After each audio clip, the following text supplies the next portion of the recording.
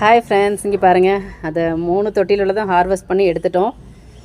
மஞ்சள் நல்லாவே பிடிச்சிருக்கு. ஆனால் கிழங்கு இன்னும் விளையலை.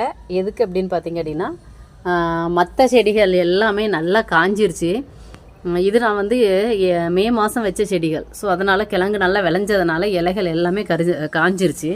பட் பூஜைக்கு வந்து இலை பச்சையாக இருக்கணும் அப்படிங்கிறதுக்காண்டி நான் இது வந்து அக்டோபர் மாதம் கடைசியில் வச்சேன். அந்த விதைக்கிழங்கு கிடச்சிதுன்னு சொல்லி வாங்கிட்டு வந்து நான் ஒரு ஷார்ட்ஸ் வேறு போட்டிருந்தேன். ஸோ அப்போ நான் வந்து நட்டி வச்சேன். ஸோ இந்த பொங்கலுக்கு நல்லா ஃப்ரெஷ்ஷாக இலை பச்சையாக இருக்கிற மாதிரி நம்ம கிழங்கு வேணும் அப்படிங்கிறதுக்காண்டி நான் இது தனியாக நான் மறுபடி 3 தொட்டி போட்டேன். அதில் 2 தொட்டி நான் இன்றைக்கி எடுத்திருக்கேன். இலைகள் நல்லா பசுமையாகவே இருக்குது. பூஜைக்காக நல்லா பச்சை அழகாக இருக்குது. இங்கே பாருங்கள், மஞ்சளும் நல்லா பிடிச்சிருக்கு.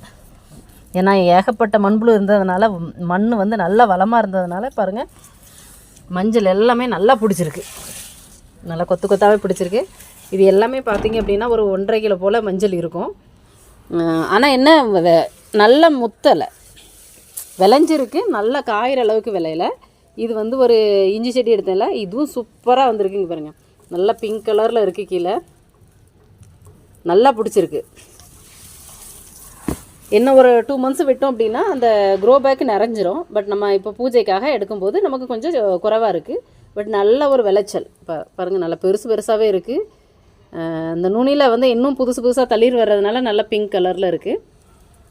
இதுவும் வச்சு நம்ம ஒரு 8 மாதம் தாண்டிடுச்சு. இதுவும் 10 மாதம் ஆயிடுச்சு அப்படின்னா நல்லா முத்தி போயிருக்கும். எல்லா இலையும் காஞ்சிரும். பட்டு நமக்கு பூஜைக்கு பச்சையாக இருக்கிறது எடுத்திருக்கேன். இன்னும் நிறையா செடிகள் இருக்குது. அது இலைகள் எல்லாமே நல்லா காஞ்ச பிறகு நம்ம எடுத்துக்கலாம்.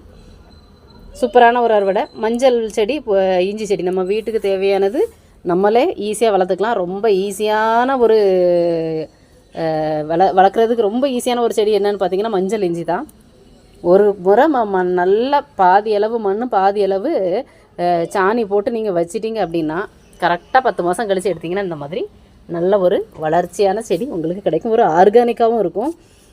என்னன்னு பார்த்தீங்கன்னா இதில் எப்படி ஒரு 1/2 கிலோவுக்கு மேலே மண்புழு இருக்குது.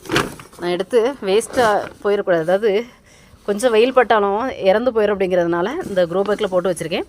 இனி கம்போஸ்ட் பின்னில் இது தட்டிட வேண்டியதான். ஃபுல்லாக மண்புழு பாருங்கள் எவ்வளோ பெருசாக இருக்குது. தெரியுதா?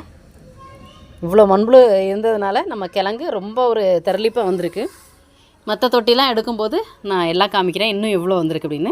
நம்ம இந்த மண்ணை காய விட போகிறதில்ல. இதை நம்ம கம்போஸ்ட் பின்னில் அந்த மண்புழு போட்டுட்டு மண்ணை அப்படியே ஒரு மூட்டையில் கட்டி வைக்க போகிறோம். அடுத்தது சாணி உரம், இதே அளவுக்கு சாணி உரத்தை மிக்ஸ் பண்ணி புதுசாக ஒரு செடி வைக்க போகிறோம். நன்றி.